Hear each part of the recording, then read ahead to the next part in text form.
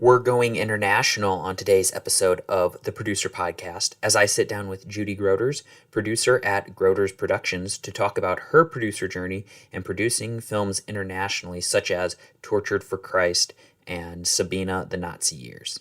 So without further ado, let's get started.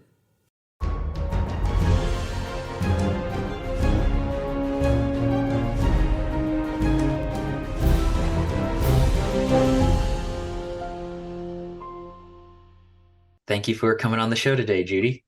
Thank you, Micah. I'm really pleased to be here. I've heard you and your husband speak a little bit at the Christian Worldview Film Festival once or twice. But for listeners that aren't familiar with you, maybe take a little bit to just tell how you got involved in film and producing projects. Right. Well, great question. John and I have been married for a long time, but we've only worked together for the last 15, 20 years. So that gives you a little insight as to how old we are. We shared a workspace for a long time while I was involved in software development and consulting, and he started his business, and I agreed to occupy his space with him in order to help kind of move the startup business along from a business perspective. And so I was in proximity to production by being married to him and by sharing office space with him and by helping to build his business from a business administration perspective. And then as a business manager, I began to make observations about how things were being done. And the first and most obvious thing was post-production. We're a full production house. And so I remember seeing him as he was writing documentaries, and he had a note card system where he'd take a transcript, he'd get out his scissors, he'd cut out quotes and write time code on and have his note cards and sort them all out. And I looked at what he was doing and I said, John, there's got to be a better way than you and scissors and tape to write your scripts. And so I very quickly whipped up a database for him. We imported with time code and built a database that changed his life. And said, and so suddenly he took on this mode, where else can we find efficiencies? And so in post-production, how we documented footage and metadata and stored it and mined for it, and the media that it was at his disposal digitally for writing scripts. And then we moved into production planning and how can we do some things more efficiently there. So my onboarding was far from traditional. With my STEM background, I take a look at what he was doing from an efficiency perspective and help him to find ways. And as his team grew, help them collectively to find ways to become more efficient. So I didn't by any means think of that as getting involved as a producer. I really was involved more primarily in workflow efficiency and risk management. So for a long time, I really was just observing, giving notes, helping the team in any way that I could while consulting or writing code, parallel to that. And that was in the early aughts. And in 2007, 2008, our staff went from 24 through, really it was attrition, but that economic crash impacted our staff in such a way that the work was drying up. People saw writing on the wall and said, okay, I'm going to go figure something else out. Production companies were dropping like flies. And there was a question of, will we survive this? And so as employees kind of moved on, we had more skill gaps than we had before. And so I started filling some of those skill gaps and learning more of the tools. The first feature film that we produced in 2009 was really the first time I had wandered onto sets before, certainly observed, but it was really the first time that I was hands-on and working with the line producers. And it was a product that we built, we funded. I was kind of immersed trial by fire into production. And we had some young talent that was great, but didn't have the business acumen.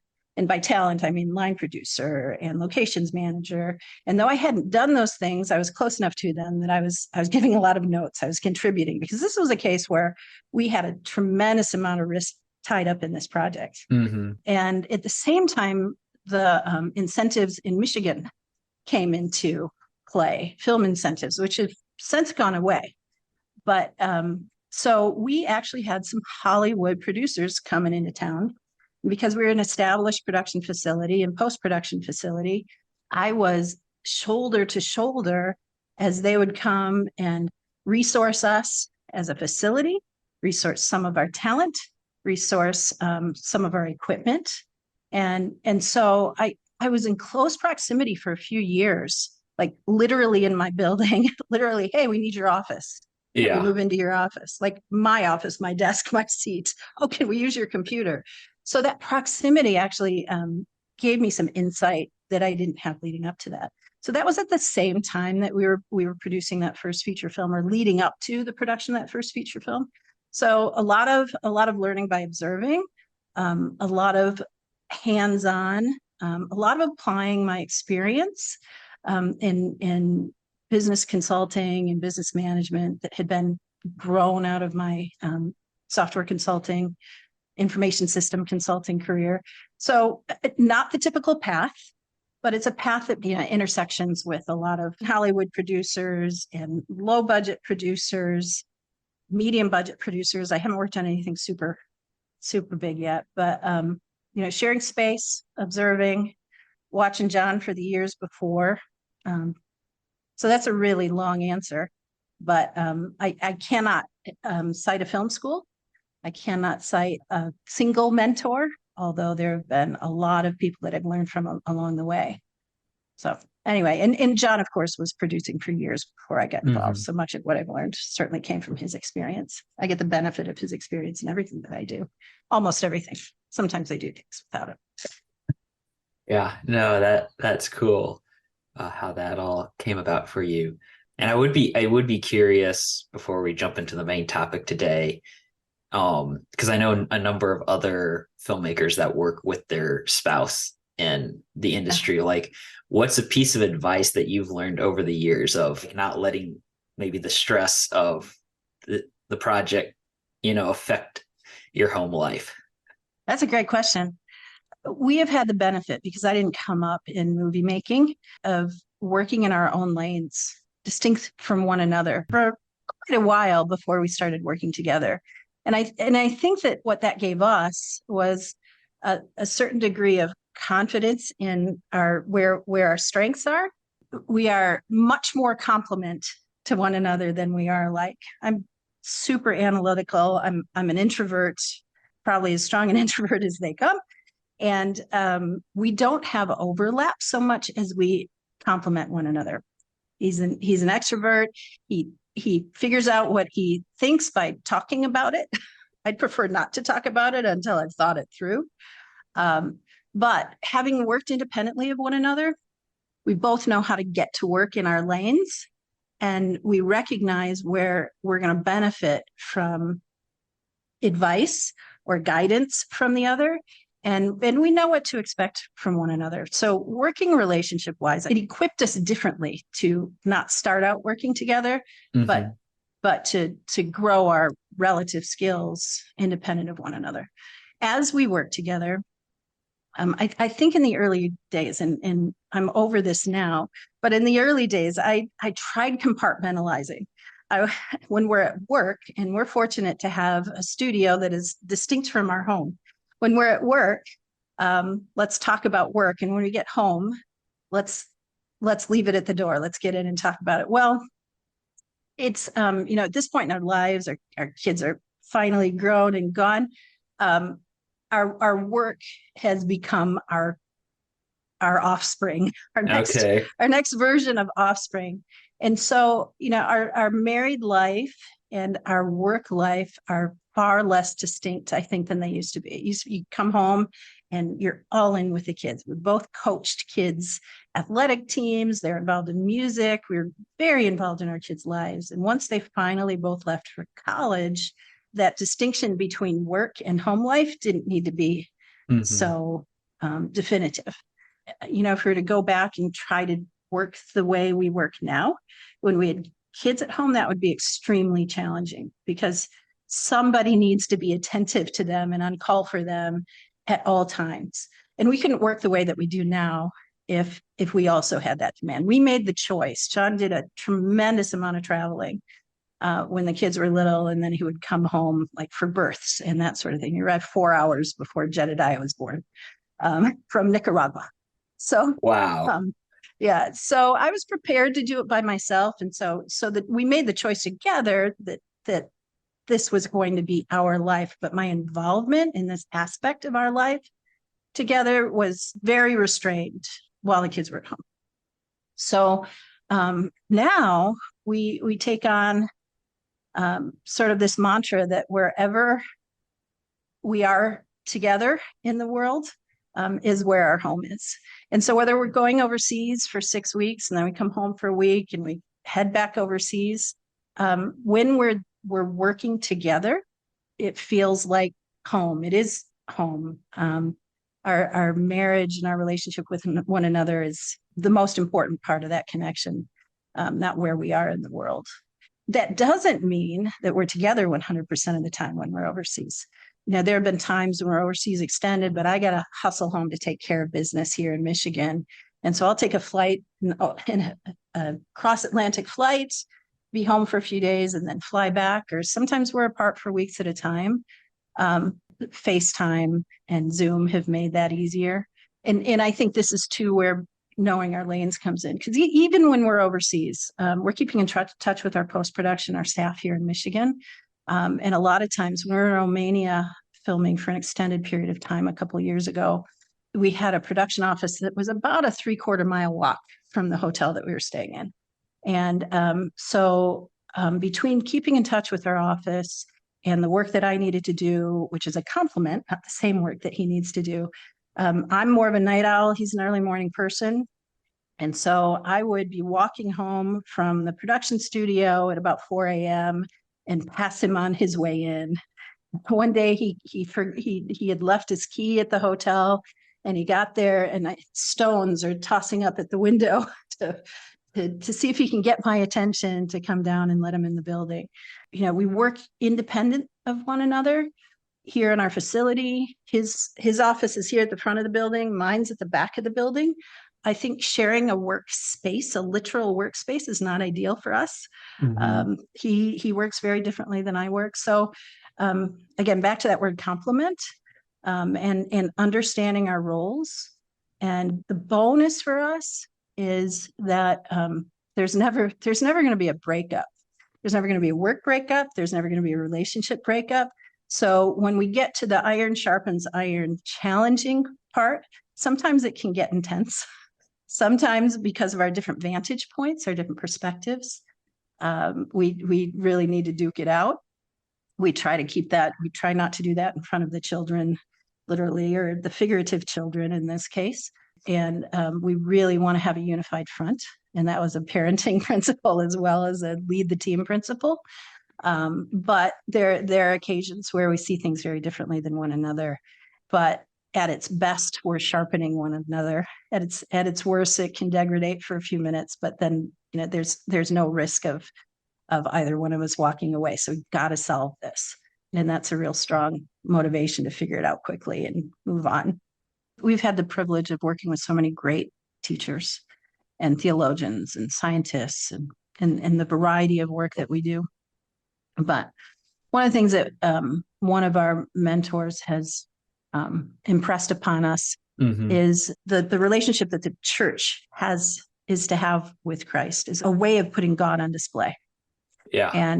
And he models that for us in such a way that we really believe that our marriages are a way to put God on display, the way we care for one another, the way we respect one another, but then to the world to see Christ not only in the work that we put on the screen, but in how we live our lives and how we treat other people, particularly the way that we care for one another, is a really, really important part of putting God on display.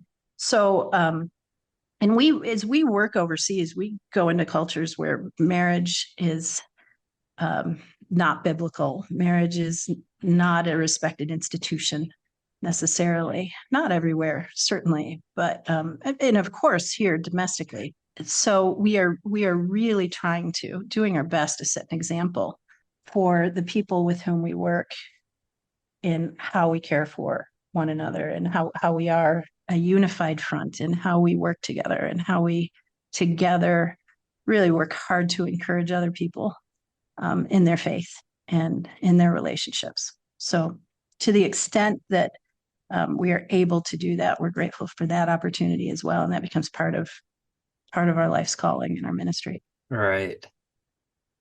You've mentioned some stories from your different projects and travels overseas, which is one of the things I wanted to talk about with you today. So I guess like probably the best place to start is when you have a film project. How do you decide, is it worth traveling to this other country to film the project versus just trying to find locations or build sets here in the US to do it? Okay, so this is a great way to talk about the complement that John and I are. So I'm super pragmatic and he's a visionary. And so John, left to his own devices, is going to look for locations Mm-hmm. and talent that will be the best for telling the story. And anytime we're traveling to a new country, although I think that our confidence is growing, certainly has grown. But when we were tasked with telling the story of Richard Wurmbrand for Tortured for Christ, we had these conversations. We could film it in a studio. Do we build in the US? Do we build a set? Certainly, we should be using American actors so that everybody can understand their dialogue. But we realized we didn't have a sense of even what the set needed to look like. So we recruited our producers, who ultimately we partnered with. We kind of did a sweep of all the prospective producing partner resources in Romania, and just to learn about what the possibilities were there, just in case we Mm-hmm. chose to film there, which we probably wouldn't in our heads. And also, we really wanted to tour what the location should look like. So if you're going to replicate them Right. domestically, we would know how to do that. So we kind of chalked it up to research and we made a trip over there. We were not off the plane for 4 hours and we were touring one of the prisons where Richard Wurmbrand was presumed to have been held at one time. John walked into this space and he looked around, and not another moment of consideration did he give to filming domestically.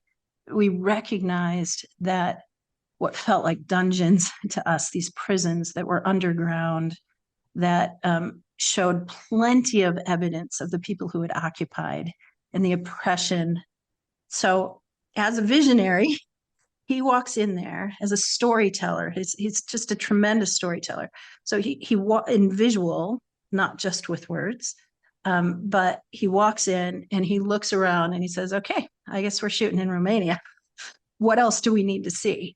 And we were fortunate enough that the talent pool in Romania was tremendous. They've got a huge theater community, and at that time, the demands on their film crew community were a little bit light, and we were able to get access to top of their field crew, coupled with actors who, I mean, we had actors who had master's degrees in performance who were playing parts as extras for us, because Wow. groups like ours coming in with the demand that they had more supply at that moment than their domestic production was drawing upon, enabled us to get some really tremendous talent in the crew, tremendous talent in the acting community. We had so many choices for so many of the roles.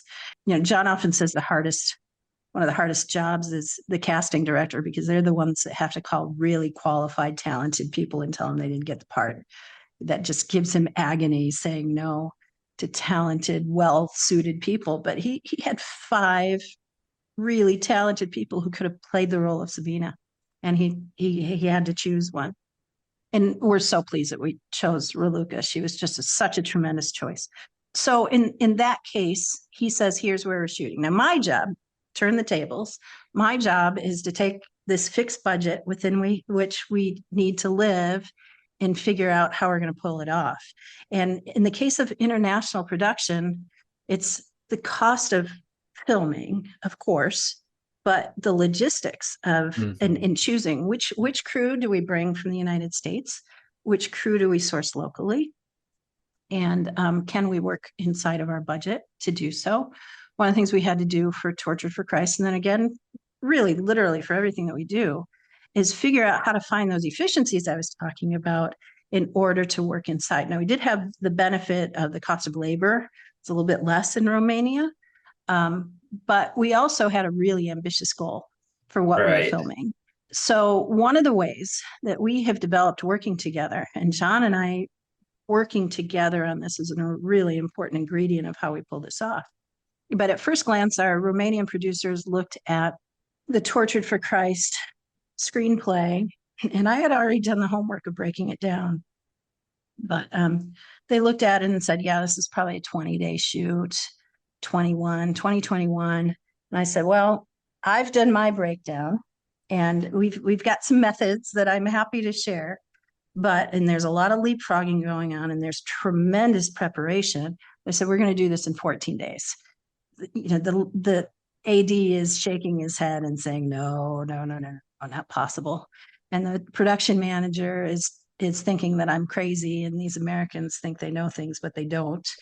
And so got to work shoulder to shoulder. Luigi and Christy and I put our heads together. I shared with them our plan and our approach. And I thought, well, maybe we can pull this off. We managed to shoot Tortured for Christ in 14 days. Sabina was a 2-hour film. We shot that one in 19 days. It was 2 seasons.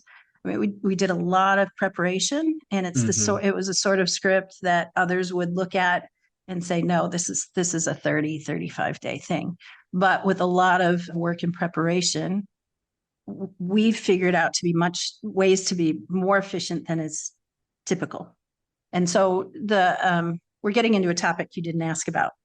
Shoot overseas, shoot domestically.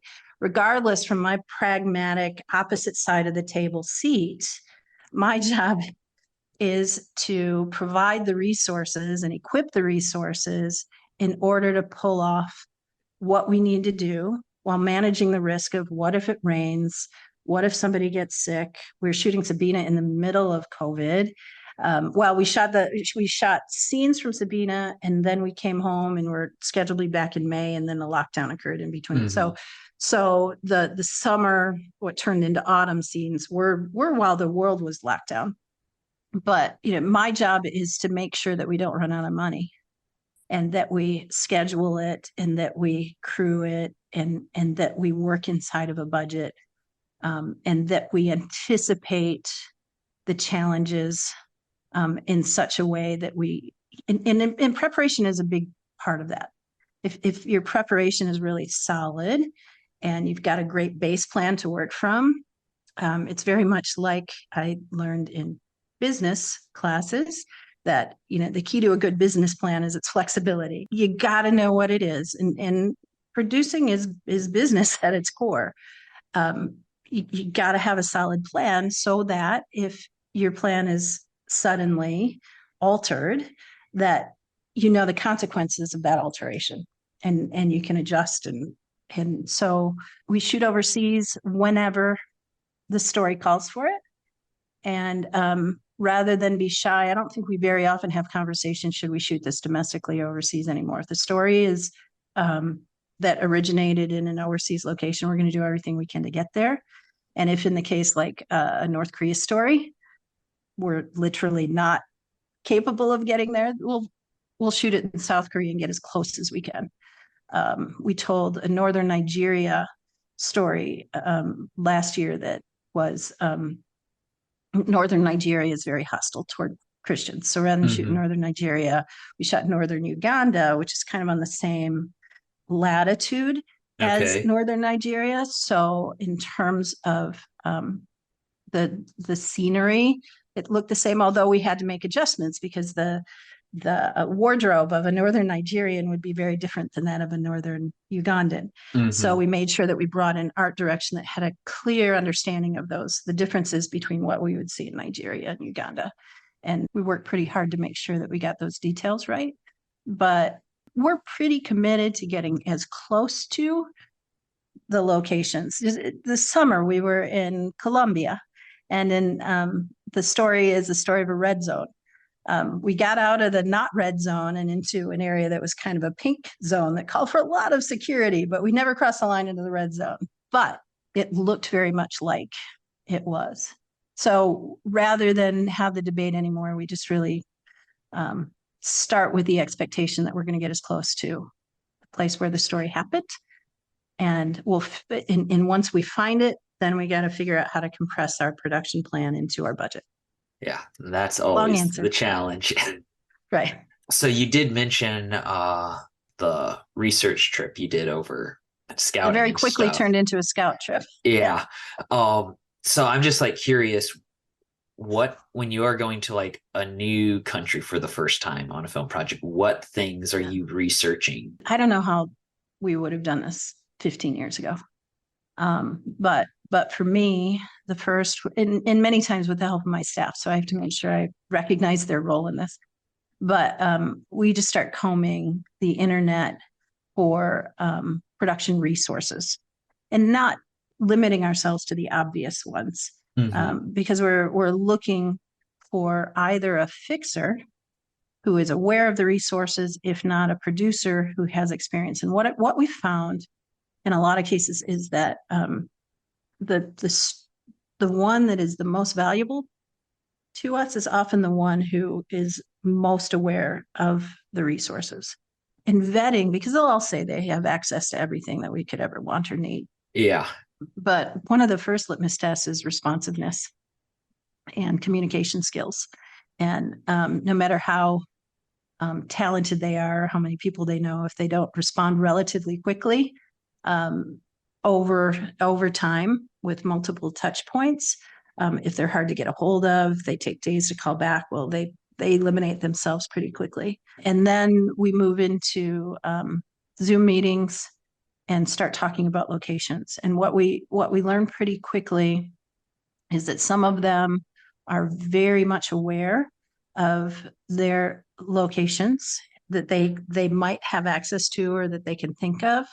And others are, well, hire us and we'll go take pictures of places that we think might work.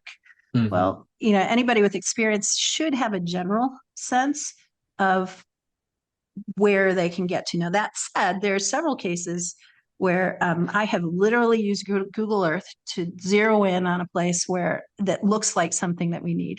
So, for example, and this didn't really impact our choosing the fixer, but when we were filming Sabina, right after the titles, there's a serpentine road. Okay. Where Sabina and her uncle are driving, and there's a Romanian flag that we drive past to sort of establish those characters and where we are. We're in Romania with young Sabina, and she's got a little bit of a history that we hear about in their conversation. I think we probably visited 5 or 6 places around the country that had serpentine roads, and none of them really fit the bill. There was too much modern in the shot. It wasn't serpentine enough, and it wasn't logistically possible to do what we wanted to do there. And so it's a rule we have a driver with us when we're on these scout trips. But this was an occasion where we'd been there. This was our second scout trip, and John just wasn't happy with that serpentine road. It was the middle of the night. It was probably 3 or 4 in the morning, and he'd gone to bed a little bit disappointed. We hadn't found the location yet. And time was running out. So I got on Google Earth and I literally started zooming in on mountainous roads that were serpentine. And I found one that I thought was really cool. And I zoomed in as tight as I could. And then I got online and I rented a car from the airport, which was an Uber ride away. And I woke John up at about 5 o'clock and I said, John, and this was the day off. The driver had the day off. The producers were taking the day. Everybody had the day off. So this is just me saying, John, let's go after this. We got in the car about 3 hours away. We find this road and it's on the nose for what John's looking for. So that's a case where I found now that gave me confidence that even in some of these countries where I have no idea logistically what it will take to get there.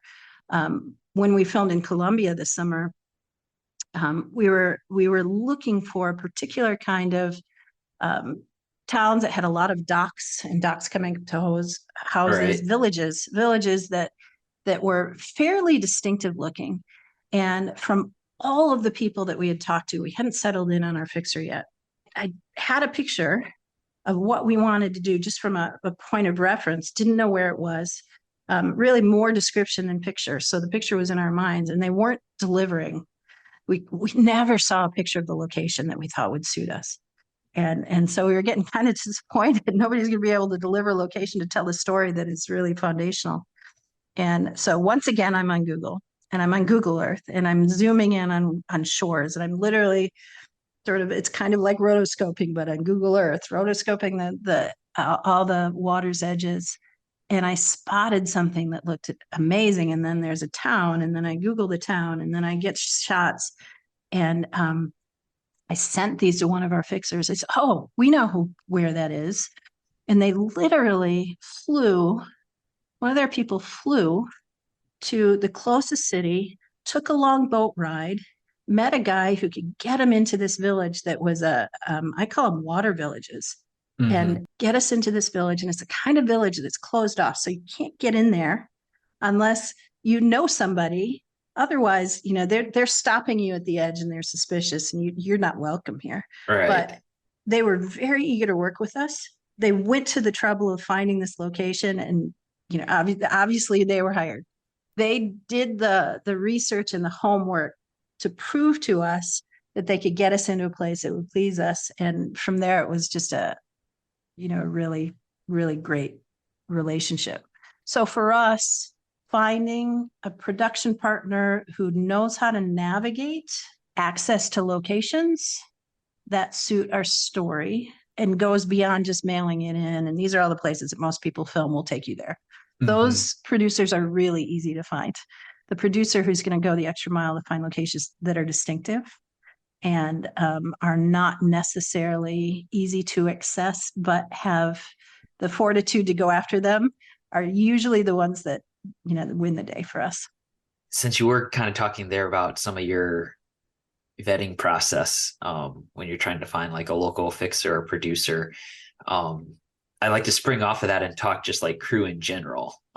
When you're going overseas, how do you decide these are positions that we can hire locals versus this is somebody that we want to bring this guy from the States that like we know and trust on for the Great question. project? The things that we cannot live without are beautiful pictures through great glass and solid usable audio. John cares tremendously about audio, as any director should. For that reason, we bring our DP, we bring our cameras and lenses, we bring field audio, and of course, data management. But what we figure is crew wise, if we have director, DP, field audio, the rest we can figure out if we have, if we don't get pros, and we don't always get pros, Mm-hmm. but we can figure it out. Now we have been really fortunate to find our ways to professional grade talent in most places that we go. Every once in a while, not so much.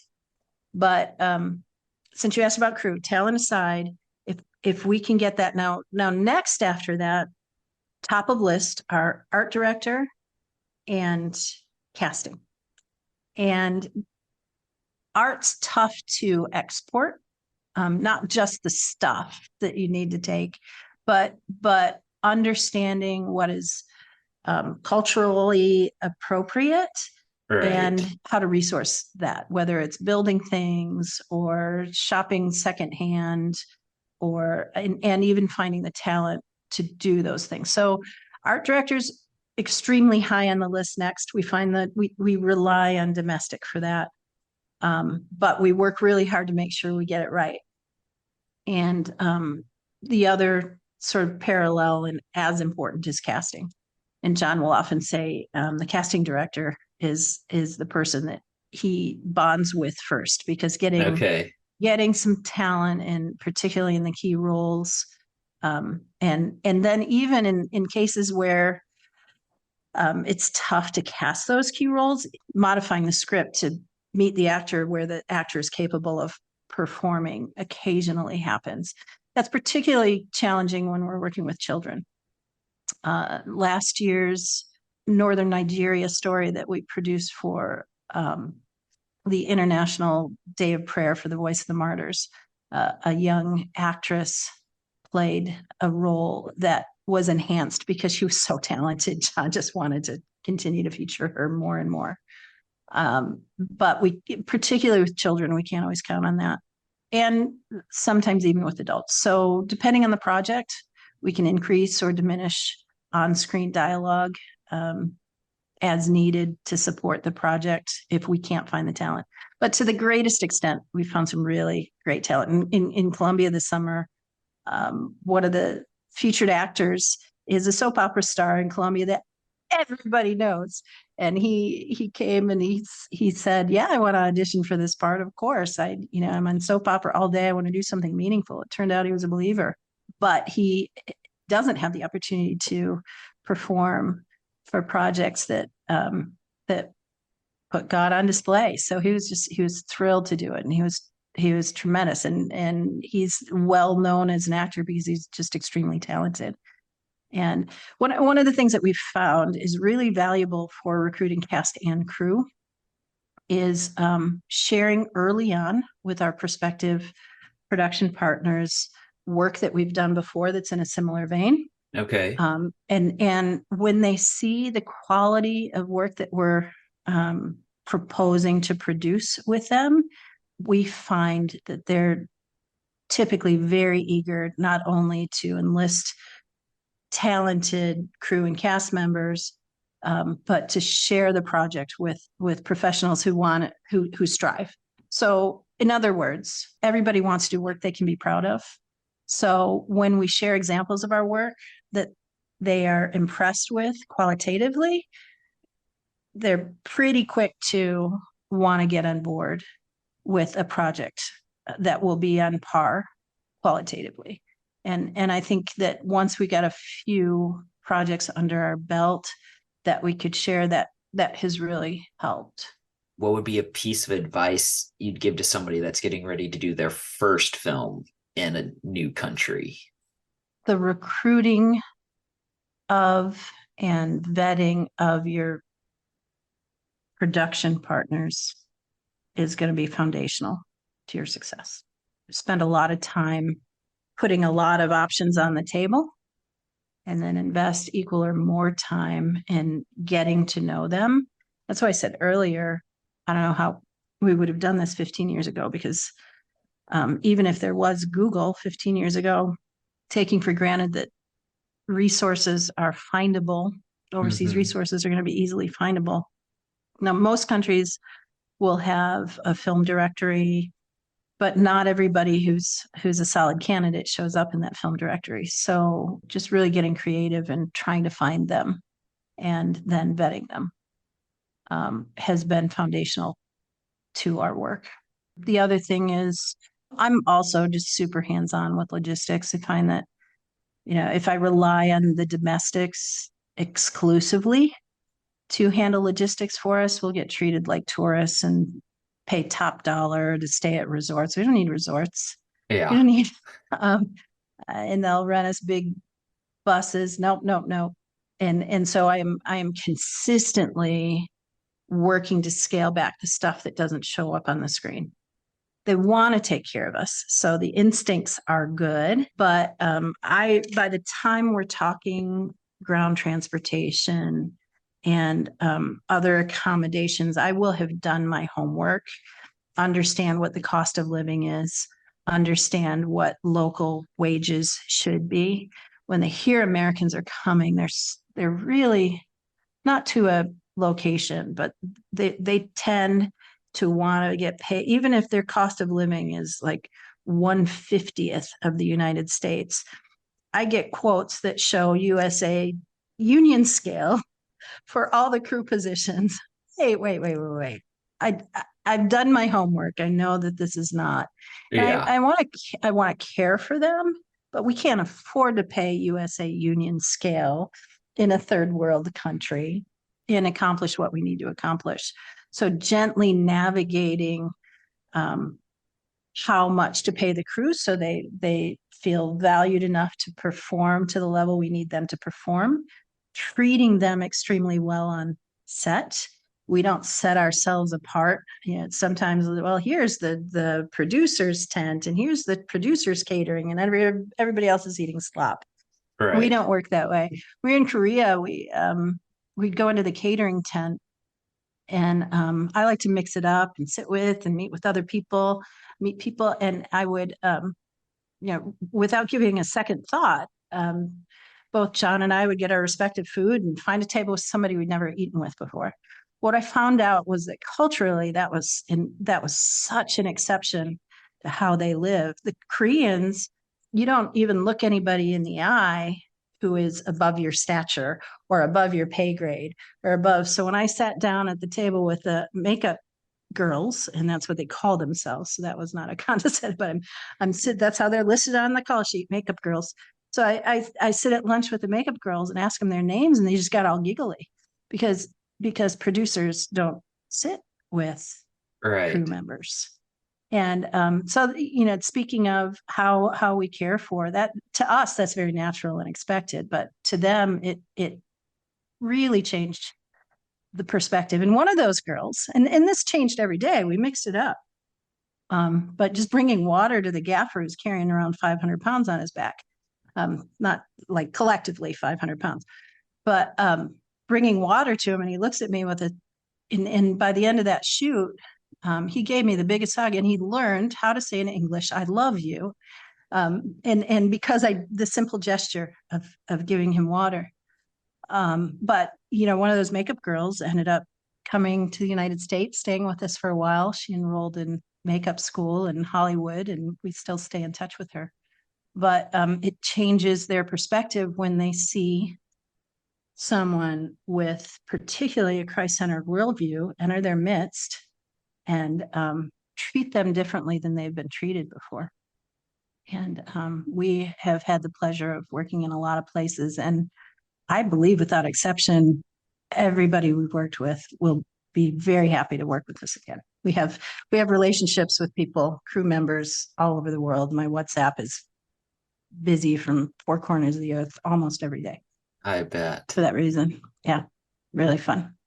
These last two questions don't necessarily have to relate to producing in other countries. They can be more just film in general. The first one is, what advice or what have you learned with dealing with failure in this industry? Own it and learn from it. Don't waste it. It's easy to waste. Yeah, I think for me in particular, it's easy to let the shame of such a thing burden me. There's a lot of freedom in to the degree it's necessary to confess it and own it and Mm-hmm. and in many cases pay whatever penance. God doesn't demand that of me, but whomever I have failed deserves it from me. And some people are really graceful about it, others not so much. But I have to remember that I'm a witness for Christ. If my shame gets in the way of my witness, then I'm quadrupling down on the failure. And so, believing that whatever the consequence is serves the kingdom in the greater sense, I need to just own it and be the person of integrity that God calls me to be. And ideally, become better for the kingdom and better for whatever project or next Mm-hmm. project. In this work that we're doing, Mm-hmm. there's no cap on growth. There's no place where we're going to be able to say, okay, we got this figured out. So failure is inevitable. at least from our Yes. vantage point. And, and, everything I just said, with the belief that I'm not done learning, I'm not done failing. We've got a lot more growing to do professionally, but certainly spiritually. So let's embrace the opportunities to continue to learn and grow, not exempting those opportunities that grow out of our failures. I like that. That's really good. So then my final question for you is just what's one piece of advice you'd give to somebody that's just getting started as a producer in this industry? Without the expectation of compensation, find your way into the presence of those who are doing good work for the right reasons. By the right reasons, what I mean is fulfilling a kingdom purpose. John, right now, it's out at AFM at the American Film Market. And he had a gap of a few hours yesterday. He gave me a call and he said, I'm not sure what to do with myself for the next couple hours. And I looked at the workbook and I said, well, there are a couple workshops. Go to this workshop. And he said, thanks for giving me that advice at the end of the day. He said, but what I recognize is that virtually everything that's going on at AFM right now is driven by a worldview that is the utter opposite of ours. When we talk about and we think about what we're doing, the biblical metaphor is throwing our stones.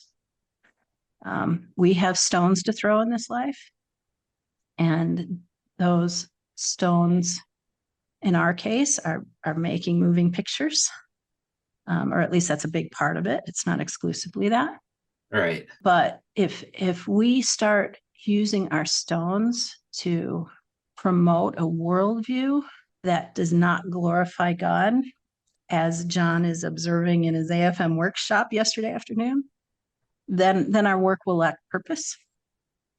And I don't want to get to the end of my life and have spent it doing anything other Yeah. than fulfilling the purpose to which God has called us. So find mentors who share your worldview, who ascribe to continual growth as professionals, who set the bar high, and observe and learn from them and be proactive learners, not passive learners.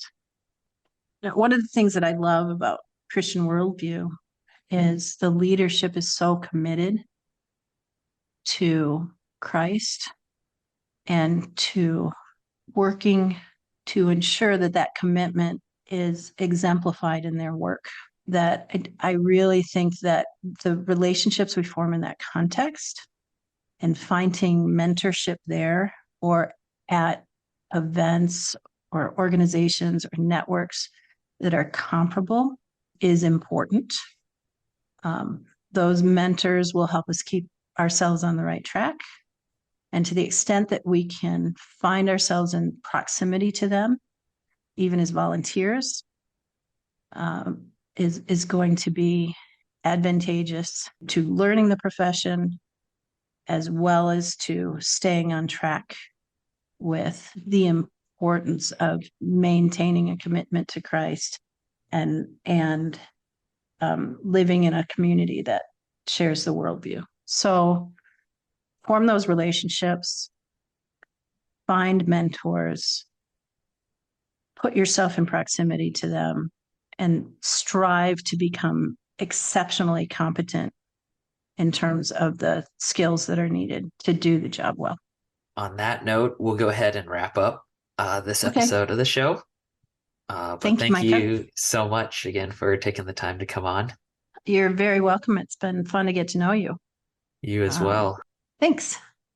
And with that, we're going to wrap up this episode of the Producer Podcast.